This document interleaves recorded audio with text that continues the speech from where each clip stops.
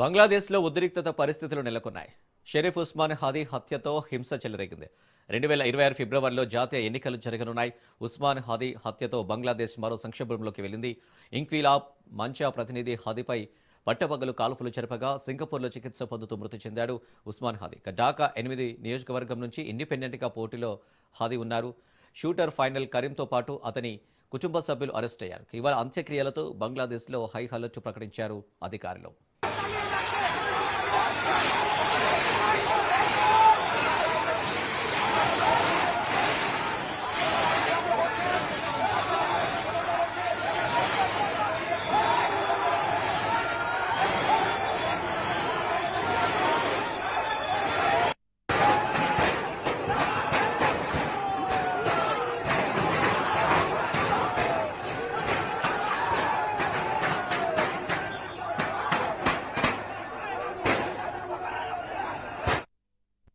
బంగ్లాదేశ్లో ఉద్రిక్తత పరిస్థితులు నెలకొన్నాయి.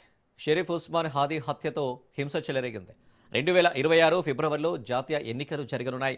ఉస్మాన్ హాదీ హత్యతో బంగ్లాదేశ్ మరో సంక్షోభంలోకి వెళ్లింది. ఇంక్విలాబ్ మంచా ప్రతినిధి హాదీపై పట్టపగలు కాల్పులు జరపగా సింగపూర్లో చికిత్స పొందుతూ మృతి చెందాడు ఉస్మాన్ హాదీ.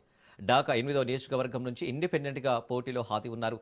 షూటర్ ఫైనల్ కరీంతో పాటు అతని కుటుంబ సభ్యులు అరెస్ట్ అయ్యారు. ఇవాళ అంత్యక్రియలతో బంగ్లాదేశ్లో హై అలర్ట్ ప్రకటించారు అధికారులు.